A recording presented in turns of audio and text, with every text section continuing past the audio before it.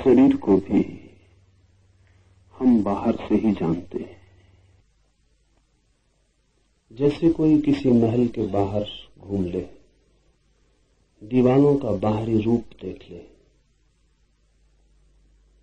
और समझे कि यही महल है, ऐसा ही हम अपने शरीर को भी बाहर से देखते हैं। बाहर से दिखाई जो पड़ता है शरीर वही नहीं। शरीर को भीतर से देखकर तत्क्षण शरीर से छुटकारा हो जाता है। बाहर से तो शरीर का जो रूप दिखाई पड़ता है वो ढका हुआ आवृत रूप है। भीतर से शरीर की वस्तु स्थिति दिखाई पड़ती है, जैसा शरीर है। बुद्ध अपने साधकों को भेजते थे मरघट, लाशों को देखने के लिए, हड्डियों को देखने के लिए, खोपड़ियों को देखने के लिए। शरीर भीतर से वैसा है, सब ढका है चमड़ी के आवरण में। अन्यथा शरीर से इतनी आसक्ति, इतना मोह, इतना ममत्व पैदा न हो।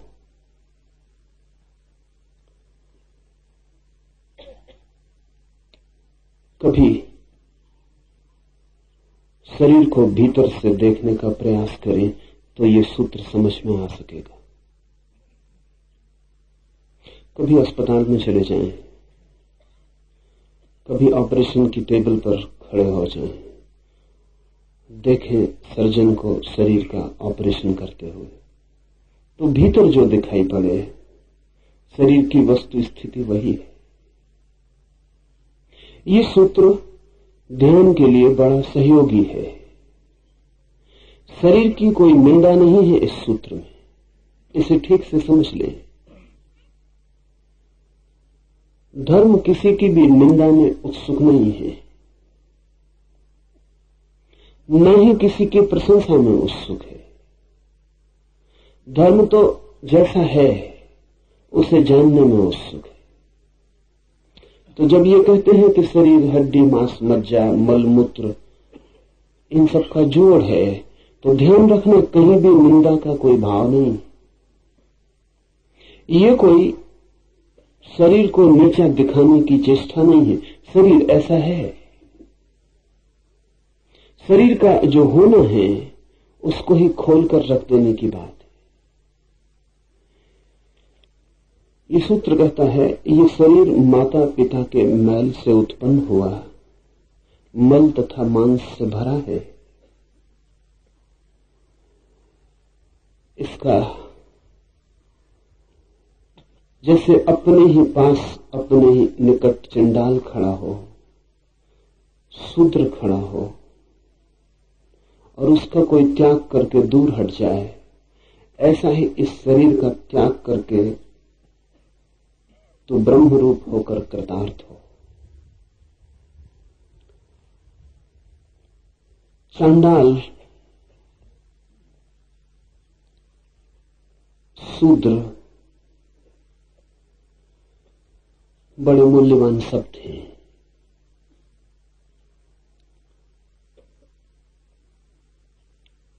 प्राचीन भारतीय मनोविज्ञान कहता है कि जो व्यक्ति भी अपने को शरीर मानता है वो शूद्र है। शूद्र का अर्थ है जिसने अपने को शरीर मान रखा है। ब्राह्मण का अर्थ है जिसने अपने को ब्रह्म जान लिया। ब्राह्मण कोई ब्राह्मण के घर में पैदा होने से नहीं होता, न ही कोई शूद्र किसी शूद्र के घर में पैदा होने से शूद्र होता है। शूद्रता का और ब्राह्मणत्व का कोई भी संबंध घरों से नहीं है, परिवारों से नहीं।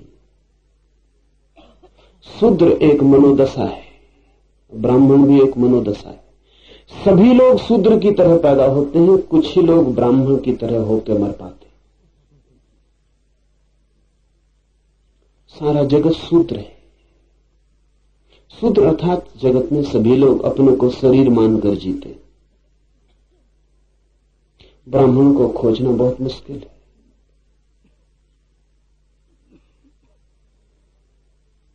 ब्राह्मण के घर में पैदा होना कोई कठिन बात नहीं, ब्राह्मण होना बहुत मुश्किल है। उद्दालक ने अपने बेटे श्वेतकेतु को कहा है कि श्वेतकेतु, तू जा ऋषि के आश्रम में और ब्राह्मण होकर लौट। श्वेतकेतु ने पूछा, लेकिन ब्राह्मण में हूं ही, ब्राह्मण का पुत्र हूं। उद्दालक ने बड़े मीठे वचन कहे और बड़े तीखे। उद्दालक ने कहा, हमारे घर में ऐसा कभी नहीं हुआ कि कोई सिर्फ हमारे घर में पैदा होने से ब्राह्मण हुआ। हम वस्तुतः ही ब्राह्मण होते रहे। तो तू जा गुरु के आश्रम में और ब्राह्मण होकर वापस लौट। बाप से कहीं ब्राह्मणत्व मिला है? गुरु से मिलता है। और हमारे घर में नाम मात्र का ब्राह्मण कभी भी नहीं हुआ। हम सदा ही ब्राह्मण होते रहे हैं। तू जा, और जब ब्राह्मण हो जाए तो वापस लौट आना। ये सूत्र कहता है, शूद्र की भांति, चांडाल की भांति इस शरीर से दूर हट जाओ। दूर हटना भी नहीं पड़ता, समझ में आ जाए कि दुर्गंध है, समझ में आ जाए मलमूत्र है, समझ में आ जाए मांस मज्जा है, दिखाई पड़ जाए, दूर हटना शुरू हो जाता है। हम खिंचते हैं वहां, आकर्षित होते हैं वहां जहां सोचते हैं सुगंध है, सुवास है। हटने लगते हैं वहां से, विकर्षित होते हैं वहां से जहां लगता है दुर्गंध है। शरीर के पास रहने का जो मन है हमारा, वो शरीर के संबंध में हमारे अज्ञान के कारण ही है। हमें पता ही नहीं कि शरीर हमारा क्या है। तो शरीर को भीतर से देखें, अपने ही सर्जन बन जाएं, अपने को ही उघाड़ें। चमड़ी बहुत मोटी नहीं है, बहुत पतली है, और चमड़ी के भीतर जो छिपा है उससे हम कितना राग बना लेते हैं और इस भांति जीने लगते हैं जैसे वही हमारा सब कुछ होना है।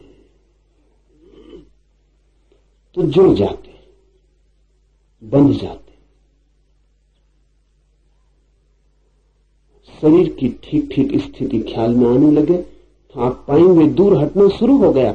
हटना भी नहीं पड़ता है, हटना शुरू हो जाता है। फिर तो पास आना हो तो चेष्टा करनी पड़े, लेकिन हम शरीर के पास हैं, उसका एक ही अर्थ है कि हमने कभी शरीर को भीतर से देखा नहीं। हम भी अपने शरीर को दर्पण में देखकर जानते हैं। दर्पण में जो दिखाई पड़ता है वो हमारे शरीर का बाह्य आवरण।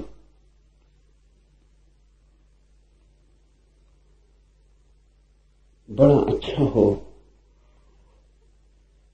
कि विज्ञान ऐसे यंत्र ईजाद कर सके, जैसे एक्सरे की मशीन है।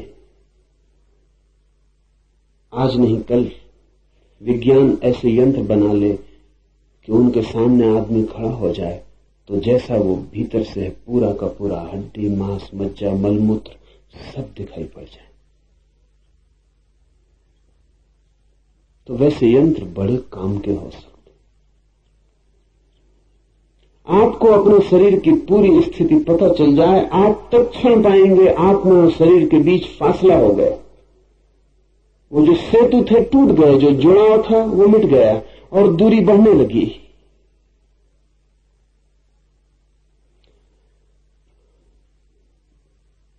उपनिषद के ऋषियों ने वो आंख पैदा करने की कोशिश की है जिससे आप भीतर झांक सकें, चमड़ी के भीतर झांक सकें, अपनी ही चमड़ी के भीतर झांक सकें।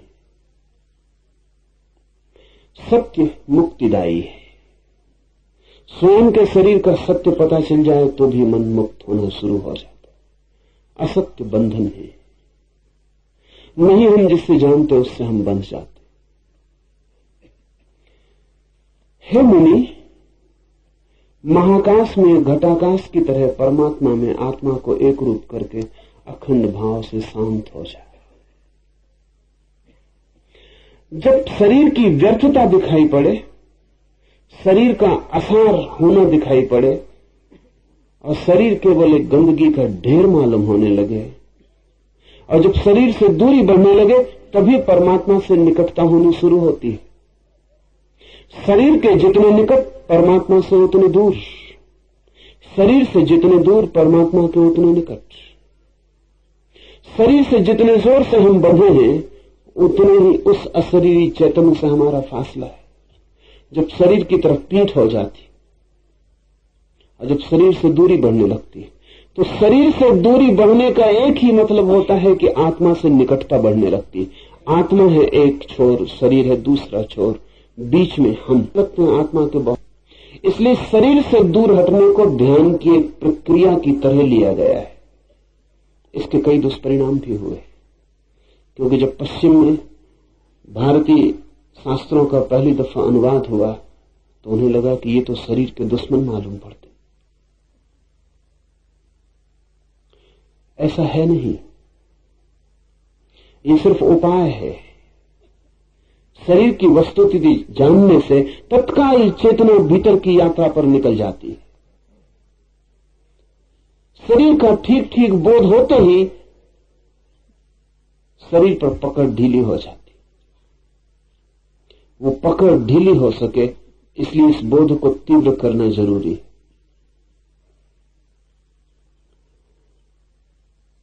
मृत्यु पर चिंतन, शरीर की वस्तु स्थिति पर मनन, उघाड़ कर शरीर का जो रूप है उसे आंख के सामने कर लेना, विधियां हैं ध्यान की। इनसे आदमी भीतर की तरफ सरकना शुरू हो जाता है, और वो सरकना सहज हो जाता है, उसके लिए चेष्टा नहीं करनी पड़ती। अगर आप शरीर को बिना समझे भीतर की तरफ जाना चाहते हैं तो अति कठिनाई होगी, क्योंकि मन तो शरीर में लगा ही रहेगा, जुड़ा ही रहेगा। बुद्ध का एक भिक्षु एक गांव से निकलता है, सुंदर है बहुत। ध्यान ने उसके सौंदर्य को और भी गरिमा दे दी है। मौन भीतर सघन हुआ है तो उस मौन की किरणें उसकी आंखों और उसके चेहरे से और भी प्रकट होने लगी। वह आभा मंडित हो गया है, एक वेश्या उस पर मोहित हो जाती। रविन्द्रनाथ ने एक बहुत मधुर गीत इस घटना पर लिखा है। वो वेश्या उतर के अपने महल से नीचे आती है और उस भिक्षु को निवेदन करती है कि उसके महल में एक रात विश्राम कर ले। वो भिक्षु कहता है, निमंत्रण अस्वीकार करना हमारा नियम नहीं, आऊंगा, लेकिन अभी समय नहीं आया। जब तुम्हारे शरीर की वास्तविक स्थिति प्रकट हो जाएगी तब मैं आऊंगा।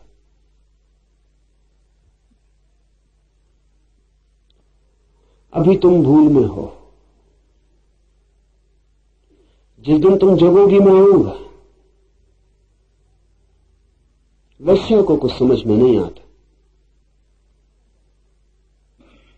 वेश्या का मतलब यह है कि शरीर की भाषा के अतिरिक्त जिससे और कोई भाषा समझ में नहीं आती। इसलिए ये मत सोचना कि कोई पत्नी है तो वेश्या नहीं है। शरीर की ही भाषा समझ में आती हो तो वेश्या ही है। जब तक आत्मा की भाषा समझ में ना आए तब तक कोई वेश्या होने से ऊपर उठ नहीं सकता। और वेश्या का मतलब स्त्री में समझना, वैश्य भी। शरीर की भाषा समझ में आए और शरीर से ही मोल तोल चलता हो, इतना ही मतलब है वेश्या का। शरीर पर ही सब टिका हो मन, वही हो व्यवसाय। भिक्षु ने कहा, आऊंगा जरूर, लेकिन जब तुम्हारा शरीर अपनी वस्तु स्थिति में आ जाए। उस वेश्या ने कहा, पागल हो गए, यही है समय, अभी मैं हूं युवा, अभी सौंदर्य है अपने शिखर पर। शरीर इससे बेहतर हालत में फिर कभी ना होगा। उस भिक्षु ने कहा, बेहतर की चिंता नहीं है, वास्तविक की चिंता है। जब वास्तविक होगा आ जाऊंगा। उस व्यक्ति का मैं कुछ समझ नहीं पा रही हूं, थोड़ा स्पष्ट करके कह दे। उस भिक्षु ने कहा कि जब कोई भी तुम्हारे पास ना आएगा तब मैं आ जाऊंगा, क्योंकि तब शरीर वास्तविक स्थिति में होगा। तब शरीर बाहर भी वैसा ही दिखाई पड़ने लगेगा जैसा भीतर है। अभी भीतर जैसा है वैसा बाहर नहीं दिखाई पड़ता। जब कोई भी तुम्हारे पास ना आएगा तब मैं आ जाऊंगा। फिर बहुत वर्ष बीत गए, वेश्या वृद्ध हो गई, सारे शरीर पर कोढ़ फैल गया, अंग अंग उसके गलने लगे। गांव ने उसे उठा के बाहर फेंक दिया। ये वही गांव था जो उसके द्वार के आसपास मंडराता था। ये वही लोग थे जिनको उसके मकान में प्रवेश नहीं मिलता था, जो उसकी दूर से झलक ले लेते थे तो भी अपने को तृप्त अहोभागी समझते थे। उन्होंने उसे गांव के बाहर फेंक दिया। अंधेरी अमावस की रात है, वो प्यासी गांव के बाहर तरफ रही, कोई उसे पानी पिलाने को भी नहीं। उस रात वो भिक्षु आया और उस भिक्षु ने उसके सिर पर हाथ रखकर कहा कि मैं आ गया। अब शरीर अपनी वास्तविक स्थिति में, अब कोई तुम्हारे पास आता नहीं। अब शरीर बाहर भी वैसा ही हो गया जैसा भीतर। अब बाहर भीतर का फासला टूट गया, बीच की चमड़ी ने जो अवरोध डाले थे वे मिट गए। अब भीतर की जो मांस मज्जा है वो बाहर भी झलकने लगी। भीतर की जो गंदगी है वो बाहर भी आ गई। अब तुम बाहर भीतर एक हो गई हो। अब मैं आ गया हूं। इसी दिन के लिए मैंने वायदा किया था, जब कोई भी नहीं आएगा तब मैं आ जाऊंगा।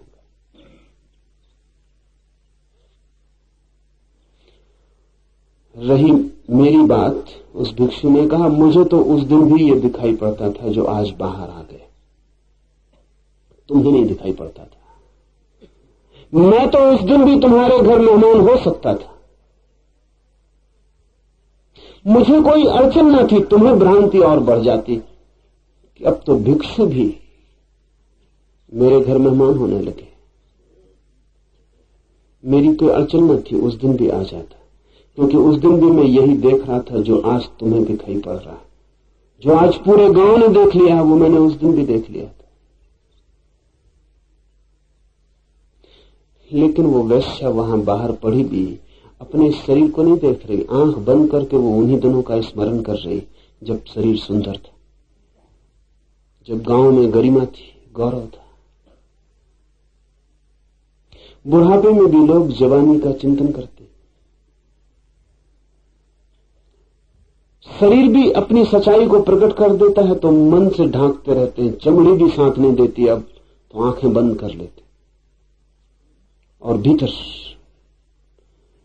वो जो बीत गया उसका रस लेते रहते। बूढ़ा भी जब जवानी का रस लेता है तो समझना कि वो शूद्र ही मरेगा,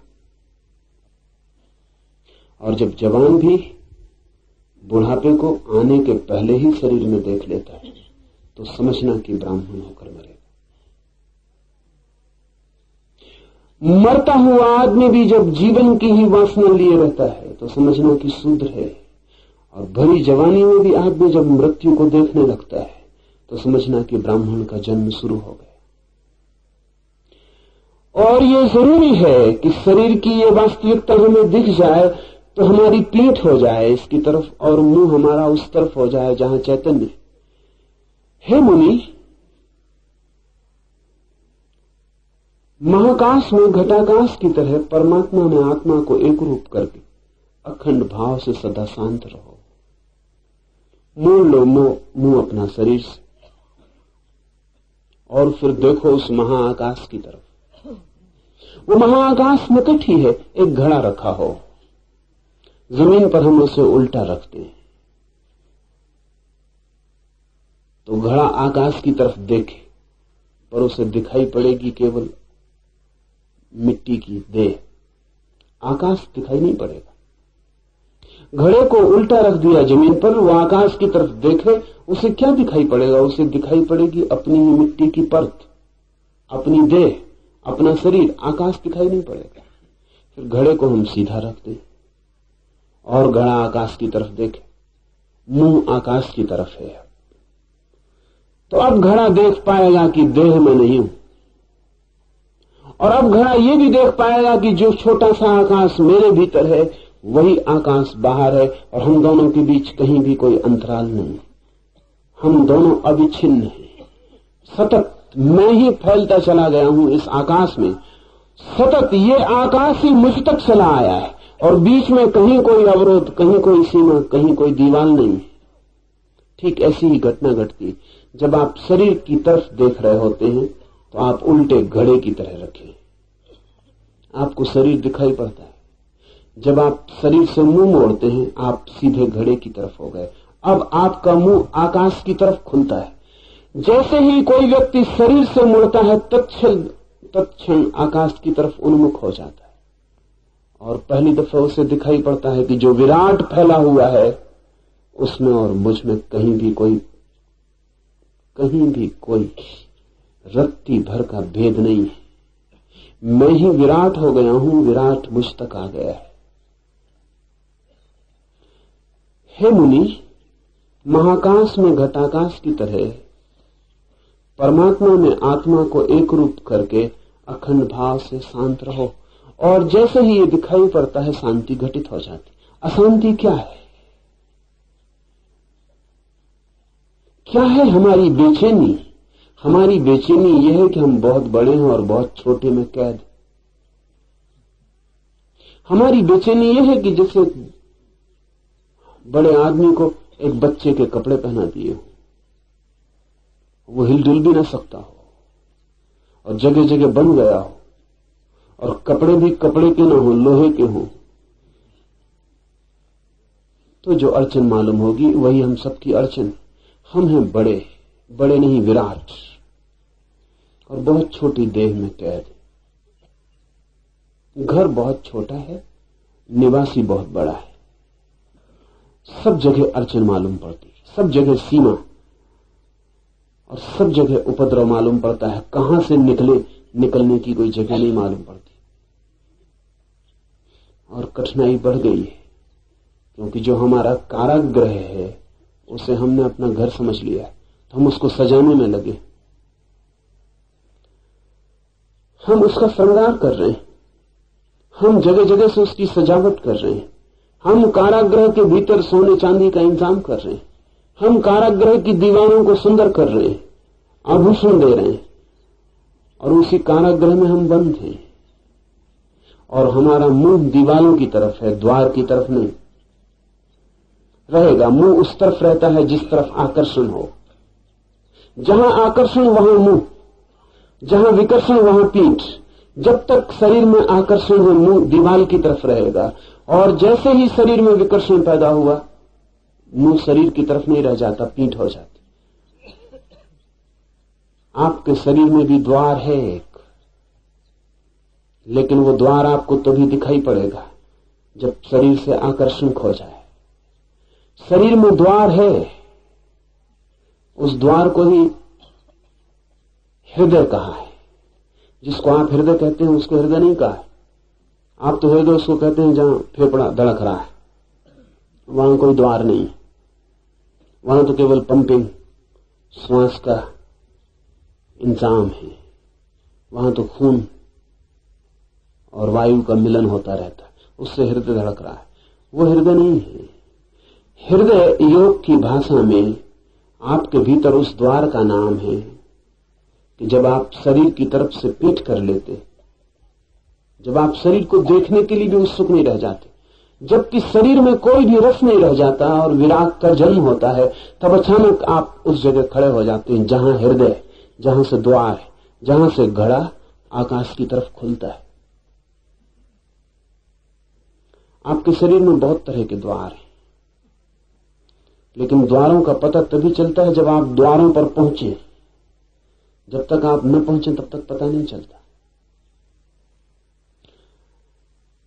छोटा बच्चा है, उस छोटे बच्चे को कोई भी पता नहीं कि उसके भीतर शरीर में एक काम द्वार है, एक यौन द्वार है, उसे कोई पता नहीं। अभी वो बड़ा होगा, जवान होगा, और एक दिन अचानक उसे काम द्वार का पता चलेगा। उस काम द्वार के द्वारा वो संसार में प्रवेश कर सकता है। वो भी शरीर के बाहर जाने का एक मार्ग है। और ध्यान रहे, इसीलिए काम वासना की इतनी आतुरता है। उससे क्षण भर को हम शरीर के बाहर बह पाते, लेकिन क्षण भर को ही। क्षण भर को शरीर भूल जाता है और हम प्रकृति में डूब जाते हैं। एक द्वार है मनुष्य का प्रकृति की तरफ, नीचे की तरफ, और एक द्वार है मनुष्य का परमात्मा की तरफ, ऊपर की तरफ। जब काम वासना से चित्त भरता है तो हम शरीर के निकटतम होते हैं, और जब हम शरीर के निकटतम होते हैं तो वो द्वार खुलता है जिससे हम और शरीरों के जगत में प्रवेश कर जाते हैं। जब हम शरीर के प्रति विरस हो जाते हैं और शरीर से दूर होते हैं तब वो द्वार खुलता है जहां से हम आत्माओं के जगत में प्रविष्ट हो जाते हैं। शरीर में दोनों द्वार हैं। शरीर में वो द्वार है जो पदार्थ की तरफ जाता है और वो द्वार भी जो परमात्मा की तरफ। लेकिन शरीर के प्रति विरस हो जाएं, ऐसा सोच सोच के नहीं होगा। ऐसा आप मन में सोचते रहें कि शरीर हड्डी मांस मज्जा है, कुछ भी नहीं, सोचने से नहीं होगा। सोचना तो बताता है कि आपको पता नहीं, इसलिए सोच रहे हैं। अनेक लोग जिंदगी हो गई यही भाव करते रहते हैं बैठ के कि शरीर में क्या रखा है, लेकिन उनको मालूम है कि रखा है, तभी ये भाव करते हैं। ये बार बार कहने की जरूरत क्या है कि शरीर में क्या रखा है? ये वो अपने को ही समझा रहे हैं, अपने ही मन को समझा रहे हैं कि मन मत पड़ शरीर की बातों में, शरीर में कुछ रखा नहीं। लेकिन ये मन कौन है जो शरीर में लग रहा है? ये वही है, वे खुद। और मन का रस अभी कायम है, इसलिए तो समझाना पड़ता है। नहीं, ये सूत्र समझाने का नहीं है, इसको आप दोहराना मत। इसको बैठ के आंख बंद करके आप दोहराना मत। ये सूत्र उद्घाटन का है। इस सूत्र को समझ के आंख बंद करके शरीर के भीतर खोजना कि क्या ये सूत्र सच कहता है कि मांस मज्जा है। इसको मान मत लेना, इसको मान के खतरा हो जाएगा, आप दोहराने लगेंगे। इसकी खोज करना, तलाश करना। हो सकता है ऋषि मजाक कर रहा हो सकता है झूठ बोल रहा हो। ऋषियों ने जो भी कहा है वो विश्वास करने के लिए नहीं है, खोजने के लिए। अपने भीतर खोजना, टटोलना अपनी हड्डियों को, अपने मांस में अपने पंजों को गपाना और खोजना, अपनी खोपड़ी को छूना और देखना वहां क्या है, और सब तरफ से अपने शरीर से परिचित होना। जिस दिन ये परिचय हो जाएगा, और इसमें देर क्या है, तो आज हो सकता है। ये शरीर तो आपको मिला ही हुआ है, लेकिन आपने कभी इसकी खोज नहीं की, इसको आपने कभी जांचा पड़ता नहीं। और ऐसा अजीब है आदमी कि आपको तो माफ भी किया जा सकता है। मैं ऐसे डॉक्टर्स को जानता हूं जिनका सारा अध्ययन, जिनकी सारी शिक्षा हड्डी मांस मज्जा की है, वे भी इतने ही मोहित हैं शरीर में। एक डॉक्टर का भी शरीर में मोहित होना चमत्कार है। इसका मतलब है अंधापन गजब का है। अंधापन का कोई हिसाब नहीं। ये सर्जन की तरह ये डॉक्टर टेबल पर शरीरों को काटता रहता है, और फिर भी मजनुओं की तरह लैलाओं के गीत गाता रहता है। तो चमत्कार इसको कहना चाहिए। ये ताबीज वगैरह निकाल देते हैं साईं बाबा, ये कोई चमत्कार नहीं है। चमत्कार ये है कि ये आदमी रोज काटता है मांस मज्जा को, और जब शरीर को खोलता है तो दुर्गंध की वजह से नाक बंद कर लेता है।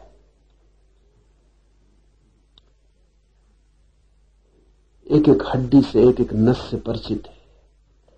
भीतर सुंदर जैसा कुछ भी नहीं है।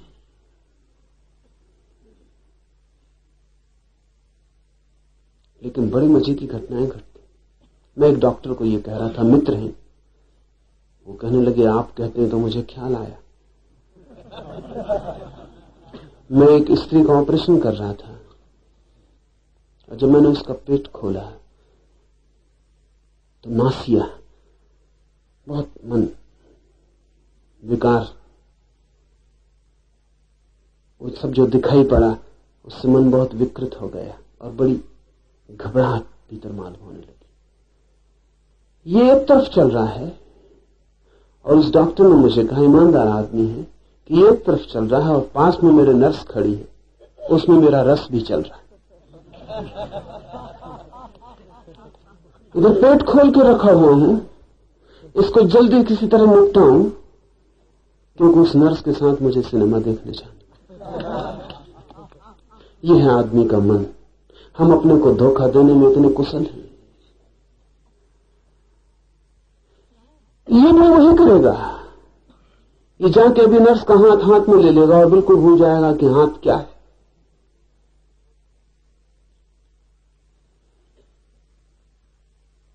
तो आम आदमी को तो माफ किया जा सकता है, लेकिन डॉक्टर की तुलना में कह रहा हूं,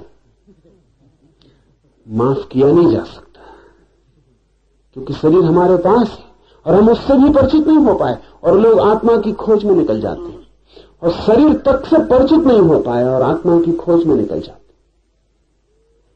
लोग पूछते हैं आत्मा को कैसे पाएं?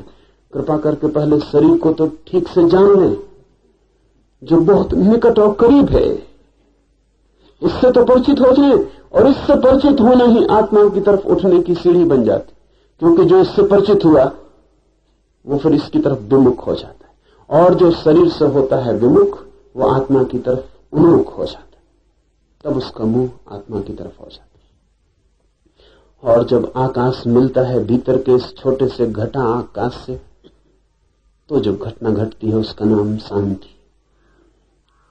अशांति है इस कारागृह में बंद होना, शांति है इस कारागृह के बाहर विराट के साथ एक होने का अनुभव।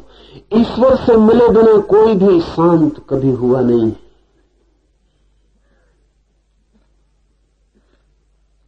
इसलिए जब जितने भी आप उपाय करते हैं शांत होने के, वो व्यर्थ जाएंगे।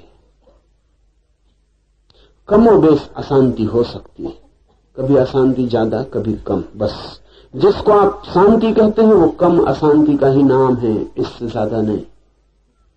नॉर्मल अशांति, साधारण अशांति हो तो आदमी कहता सब शांत, सब ठीक चल रहा। अशांति थोड़ी बढ़ जाती तो थोड़ी दिक्कत मालूम होती। मनुष्यविद कहते हैं कि हमारा धंधा कुल इतना है कि हम तुम्हें सामान्य रूप से पागल रख सके। दो तरह के पागल हैं दुनिया में, बस दो ही तरह के आदमी ही हैं। असाधारण रूप से पागल, उनको हमें पागल खाने में रखना पड़ता है। साधारण रूप से पागल दुकानों में, दफ्तरों में, सब जगह बैठे हुए। इनके बीच जो फर्क है वो डिग्री का, मात्रा का। इनमें से कोई भी उचक के दुकान से एकदम पागल खाने में जा सकता है, कोई अड़चन नहीं। जरा मात्रा बढ़ाने की जरूरत है और आप रोज कई दफा पागल खाने के करीब हो जाते। जब आप क्रोध से भर जाते तो आप क्षण भर के लिए पागल हो गए। आप में और पागल में कोई फर्क नहीं, आप वो काम करेंगे जो पागल करता है। बस फर्क इतना ही है कि आप कभी कभी ऐसा होते हैं। ये पागलपन जो है आपका कभी कभी आता है, किसी का स्थिर हो गया है, जाते ही नहीं, ठहर गया। आप थोड़े तरल पागल, लिक्विड, बहते रहते हैं। कोई ठोस हो गया, बर्फ की तरह जम गया। मनुष्यविद कहते हैं कि हमारा कुल काम इतना है कि जो जरा ज्यादा आगे चले गए पागलपन में, उनको जरा पीछे ले आना और सामान्य भीड़ के साथ खड़ा कर देना। इससे ज्यादा हम कुछ कर नहीं सकते। एडजस्टमेंट कर सकते हैं कि वापस साल 2 साल समझा बुझा के दवा दारू से वापस बिठा देना वहीं जहां वो पहले अपनी दुकान में बैठे थे। इतना पागलपन जिससे कि काम में बाधा न पड़े, काम चलता जाए। अशांति हमारा स्वभाव बन गई है और स्वाभाविक है ऐसा होना, क्योंकि शांत होने का एक ही अर्थ है। जब गंगा सागर में गिरती है, उन दोनों के बीच जो घटना घटती है उसका नाम है शांति। जब आपकी सरिता भी सागर में गिरती है, तब जो घटना घटती है उस मिलन के क्षण में, उसका नाम है शांति। परमात्मा से मिले बिना कोई शांति नहीं। स्वयं ही अपने आप स्वयं प्रकाश और अधिष्ठान ब्रह्म रूप होकर पिंडांड तथा ब्रह्मांड का भी विष्ठा पात्र के समान त्याग कर दे। न केवल इस शरीर को त्याग कर देना है, बल्कि ये जो विराट शरीर दिखाई पड़ रहा है, ब्रह्मांड, ये जो बड़ा जगत दिखाई पड़ रहा है, छोटे रूप में आदमी तस्वीर है बड़े जगत की। आपके बाहर फैला हुआ एक शरीर है, वो आपकी देह, भीतर छिपा हुआ चिदात्मन ज्योति है आत्मा की। ठीक ऐसे ही इस पूरे विराट का शरीर है जगत, और उसके भीतर छिपा हुआ ब्रह्म। इस शरीर का तो त्याग कर ही देना है। ये जो बाहर विराट शरीर फैला हुआ है, ये भी इसी के साथ व्यर्थ हो जाता है, इसका भी त्याग कर देना। जब कोई व्यक्ति अपने शरीर से विमुख होता है तो उसे आत्मा का अनुभव होता है। इस शब्द को ठीक से समझ लें। जब कोई व्यक्ति अपने शरीर से विमुख होता है तो उसकी आंखों में पहली दफे जो झलक आती है वो अपनी ज्योति की है, आत्मा की है, घटाकाश की है। और जब कोई व्यक्ति सारे जगत के ब्रह्मांड शरीर से भी विमुक्त हो जाता है, तब उसे जो अनुभव होता है वो ब्रह्म ज्योति का है। आत्मा और परमात्मा में इतना ही फर्क है। आत्मा का मतलब है आपको छोटी सी ज्योति का अनुभव हुआ, परमात्मा का अर्थ है अब आप महासूर्य के समक्ष खड़े हो गए। अपने शरीर से छूटकर आत्मा का अनुभव होता है और ब्रह्मांड से छूटकर परमात्मा का अनुभव होता है, पर दोनों में मात्रा का ही फर्क है। इसलिए जो आत्मा तक पहुंच गया उसे कोई अड़चन नहीं है, उसे कोई बाधा नहीं है, वो दूसरी छलांग भी आसानी से ले सकता है। देह के ऊपर आरूढ़ हुए अहंकार बुद्धि को सदैव आनंद रूप चिदात्मा में स्थापित करके लिंग शरीर को त्याग और सर्वदा केवल आत्मा रूप हो, सतत ये मुख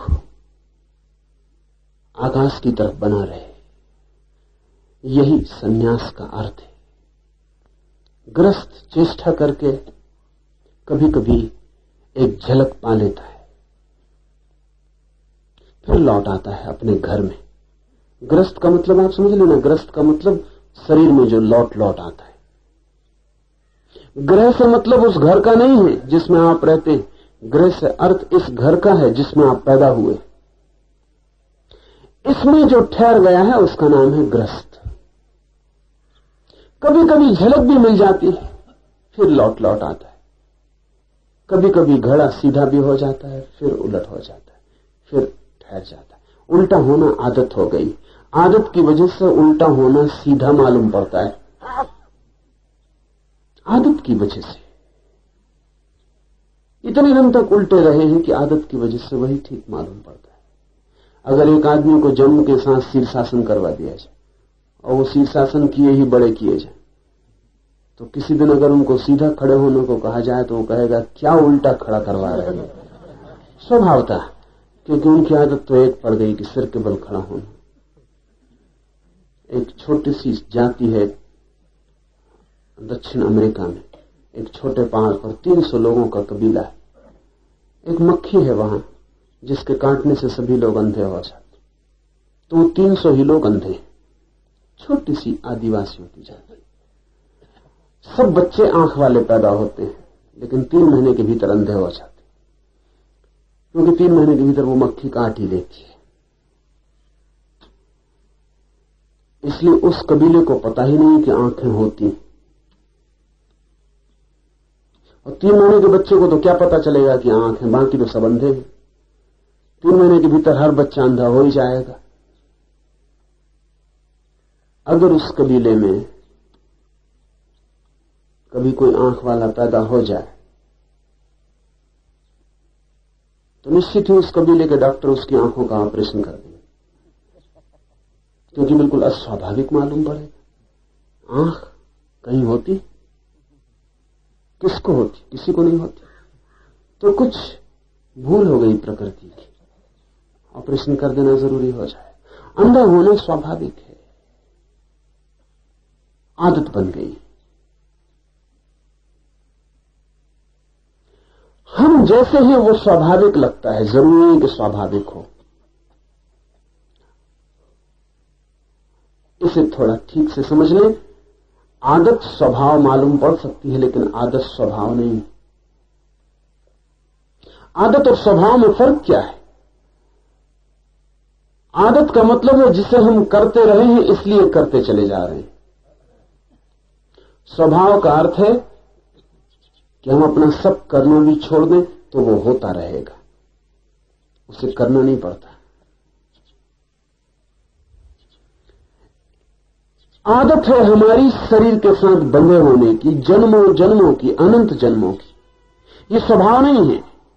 इसलिए एक दफा आपको ठीक अनुभव हो जाए स्वभाव का तो ये आदत टूट जाएगी, लेकिन झलकें मिल सकती है, और झलक मिलती है तो उससे कोई अंतर नहीं पड़ता। झलक जैसे बिजली कौन जाए, फिर अंधेरा घना हो जाता। पुरानी आदत में फिर हम वापस सेटल हो जाते, फिर स्थापित हो जाते।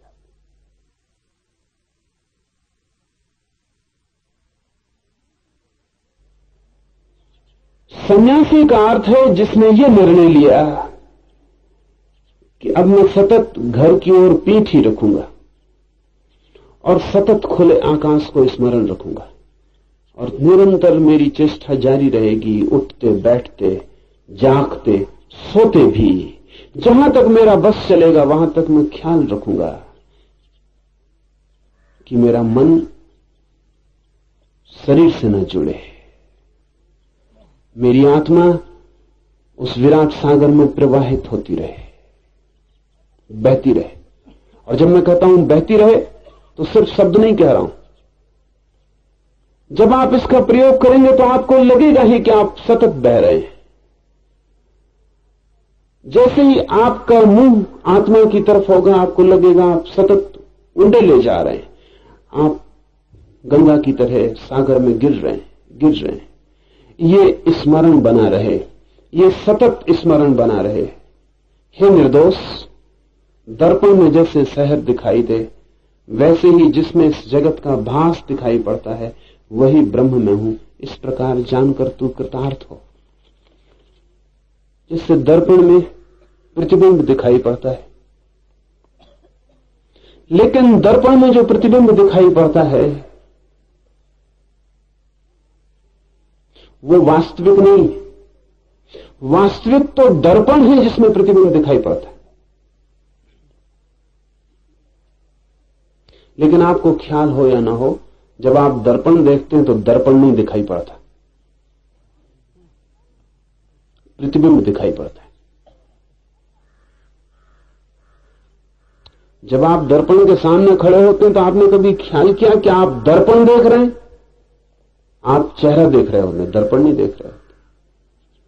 और जो चेहरा दिखाई पड़ता है वो बिल्कुल नहीं है, वहां बिल्कुल नहीं, और जो है वो बिल्कुल दिखाई नहीं पड़ता।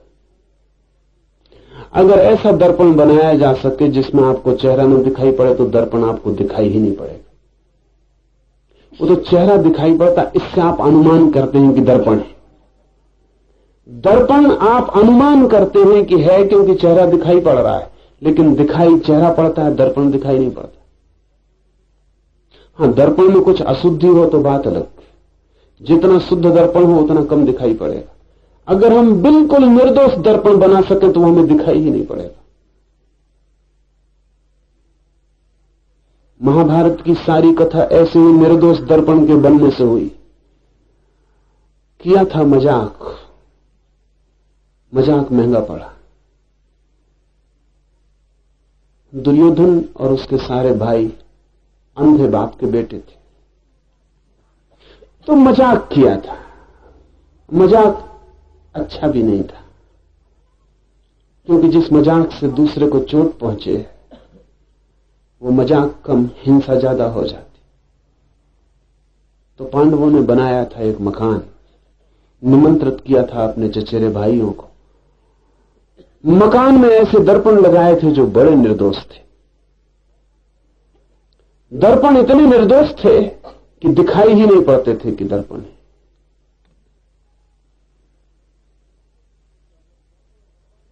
तो अगर दर्पण दरवाजे के सामने लगा था तो दरवाजा दिखाई पड़ता था, दर्पण दिखाई नहीं पड़ता था।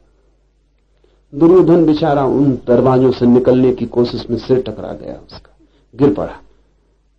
द्रौपदी हंसी, उस हंसी से सारा महाभारत पैदा हुआ। उस हंसी का बदला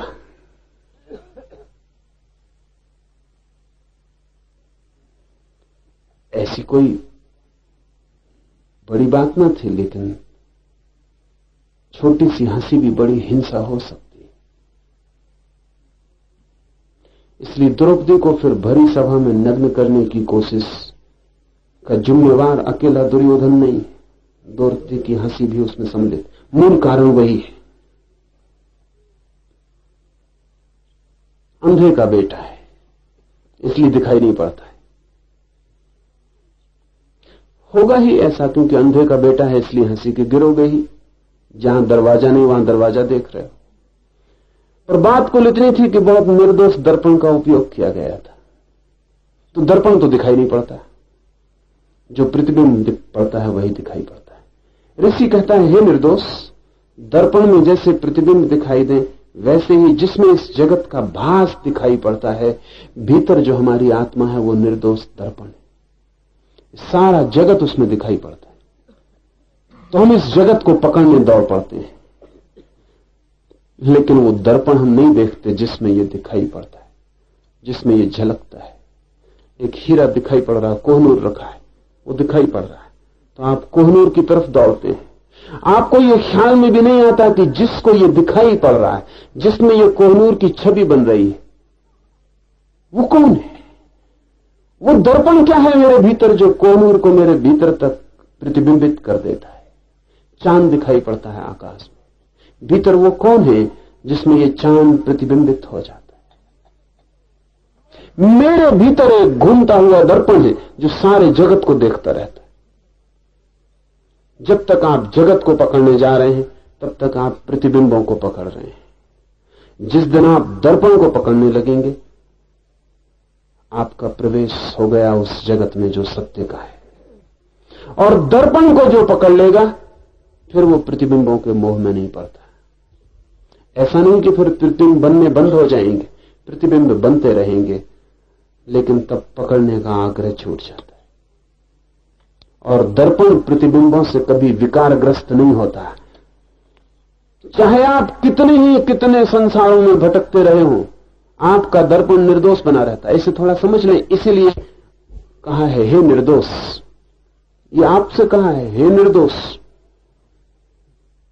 आपको भी शक होगा कि ऋषि से कोई भूल तो नहीं होगी, हमसे और कहा हे निर्दोष नहीं, पर कारण से कहा है। चाहे कितने ही दोष हो जाएं, वो दर्पण निर्दोष ही रहता है। एक दर्पण के सामने आप कुछ भी खड़ा कर दें, गंदगी रख दें, मलमूत्र रख दें, दर्पण उसका प्रतिबिंब बना देगा। लेकिन क्या आप सोचते हैं कि दर्पण उस गंदगी से दोषी हो गया? गंदगी हटा दें, दर्पण वैसी का वैसा है, कहीं कोई रेखा भी न छूट जाएगी उस गंदगी की। तो आपके दर्पण के सामने बहुत कुछ घटता रहा है, लेकिन सामने ही घटता रहा है, दर्पण में कुछ भीतर जाता नहीं, जा सकता नहीं। इसलिए कहा है निर्दोष। ये बहुत बुनियादी फर्क है। ईसाईयत कहती है कि अपने दोष छोड़ो, हिंदू चिंतन कहता है जानो कि तुम निर्दोष हो ही। ईसाईयत कहती है छोड़ो पाप, छोड़ो दोष, हटाओ। हिंदू चिंतन कहती है हटाना क्या है, तुम दर्पण हो ये भर जान लो, फिर सब हट गया, तब तुम निर्दोष हो ही। बात एक ही है। अगर कोई हटाने में भी लग जाए तो सामने से दर्पण के अगर सब दोष हटा दिए जाएं तो दर्पण निर्दोष मालूम पड़ेगा, वो था ही। इस छोर से भी शुरू किया जा सकता है। जैन और हिंदू चिंतन का भी फर्क यही है। इसलिए बहुत मजे की बात है, जैन का भी जोर है दोष को हटाने पर। हटा दो दोष को, तो जितने दोष हट जाएंगे, अगर दोष सब हट जाएंगे तो दर्पण तो निखालिस है ही, वो निखालिस मालूम पड़ जाएगा। हिंदू चिंतन का जोर है, क्यों व्यर्थ मेहनत करते हो दोष के साथ, दर्पण हो, इस सत्य को पहचान लो, फिर पड़े नहीं रहे दोष सामने तो भी तुम निर्दोष हो। इसलिए जैनों को ऐसा लगता रहा है, ईसाइयत को भी लगता है कि हिंदू विचार थोड़ा खतरनाक है, क्योंकि इसमें फिर नीति पाप पुण्य के लिए बहुत जगह नहीं रह जाती। खतरनाक है, जितना गहरा सत्य होगा उतना खतरनाक हो जाता है, क्योंकि जितना गहरा सत्य हो उतना शक्तिशाली हो जाता है, और शक्ति में खतरा है, और गलत आदमी के हाथ पड़ जाए तो बहुत खतरा है। और अक्सर गलत आदमी शक्ति की तलाश में होते हैं, उनके हाथ में पड़ जाते हैं। पर हिंदू विचार है बहुत गहन, और बात इसकी है कि भीतर जो तुम्हारा चैतन्य है वो मात्र दर्पण है, जस्ट ए मिरर, मात्र दर्पण। उसमें तुमने जो भी देखा है वो बाहर है, भीतर कभी कुछ गया नहीं। हालांकि भीतर दिखाई पड़ता है, दर्पण के सामने कोई चीज रखो तो जितनी बाहर होती उतनी भीतर दिखाई पड़ती।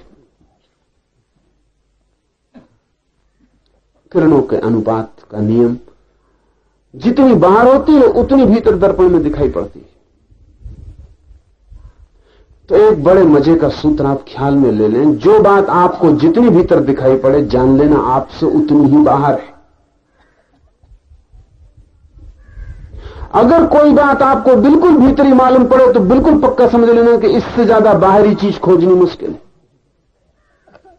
जैसे अक्सर होता है, लोग कहते हैं प्रेम बहुत भीतर है, उसका मतलब ये सबसे बाहरी चीज है, सबसे दूर का मामला है।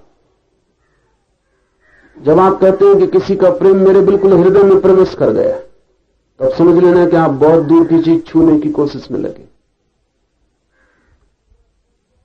इसका मतलब यह हुआ कि कोई बहुत दूर है आपसे,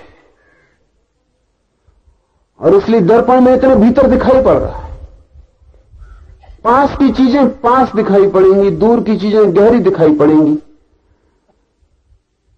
और जरूरत नहीं है दर्पण में कोई चीज कितनी भीतर दिखाई पड़ती, इससे भीतर होने का कोई संबंध नहीं।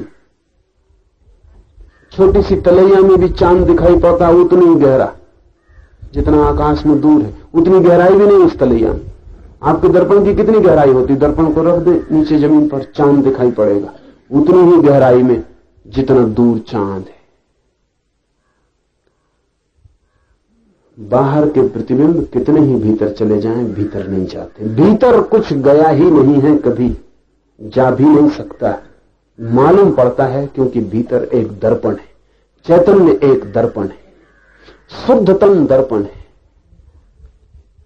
इतना शुद्धतम है क्योंकि कांच कितना ही शुद्धतम हो तो भी कांच तो होता ही है, उतना पदार्थ तो होता ही है, लेकिन शुद्धतम चैतन्य। अगर हम कभी वायु का दर्पण बना पाए तो वो भी इतना शुद्धतम नहीं होगा जितना चैतन्य का दर्पण शुद्धतम होगा। अगर हम वायु का दर्पण बना पाए और उसमें कोई चीज प्रतिबिंबित हो सके तो हम बराबर प्रतिबिंब को खोजने निकल जाएंगे, दर्पण कोई बाधा भी नहीं देगा। वायु का दर्पण है, आप आर पार चले जाएंगे। चैतन्य का दर्पण और भी शुद्धतम है, क्योंकि चेतना इस जगत में सबसे ज्यादा सूक्ष्म घटना है, सबसे ज्यादा सूक्ष्म शुद्धतम शक्ति है, उसमें यह जगत फलित होता है। ऋषि कहता है, हे निर्दोष, दर्पण में जैसे प्रतिबिंब दिखाई पड़ते हो ऐसे इस जगत का भास तेरे भीतर होता है। इसे छोड़कर, इसे जानकर, इसे पहचान कर, मैं ब्रह्म हूं, मैं दर्पण हूं, वो नहीं जो प्रतिफलित होता है, बल्कि वो हूं जिसमें प्रतिफलित होता है। तू कृतार्थ हो, इसके बिना और कोई कृतार्थता है भी नहीं। जब तक कोई अपनी चेतना की शुद्धता को नहीं पहचानता तब तक अकृतार्थ है। वो कुछ भी करता रहे, कुछ भी पाता रहे, सब पाया हुआ व्यर्थ होगा, सब किया अनकिया हो जाएगा, सब दौड़ धूप ऐसी ही होगी जैसे कोई पानी पे लकीरें खींचता रहे, खींच भी नहीं पाता कि मिट जाती, फिर खींचता रहे, मिटती जाती। जिंदगी के आखिर में जिन लोगों ने प्रतिबिंबों की तलाश की है, मौत के क्षण में उन्हें पता चलता है पानी पर लकीरें खींचते रहे, सब खो जाता है, सब प्रतिष्ठा, सब पद, सब धन, सब संग्रह, सब खो जाता है। मौत के क्षण में पता लगता है कि बड़ी भूल हो गई। हमने सोचा था ग्रेनाइट पर लकीरें खींच रहे, पानी पे खींच रहे थे, लेकिन तब पता चलता है जब कुछ किया नहीं जा सकता। इसका पता अगर आज चल जाए, अभी चल जाए, तो कुछ हो सकता है। पानी पे लकीरें खींचना बंद हो सकता है। और जो आदमी हाथ खींच लेता है पानी पे लकीरें खींचने से, उस आदमी का दूसरे जगत में प्रवेश हो जाता है, उस जगत में जहां कुछ भी कभी नहीं मिटता है। एक है जगत मृत्यु का, एक है जगत अमृत का। मृत्यु से जो हट जाता है वो अमृत को उपलब्ध होता है।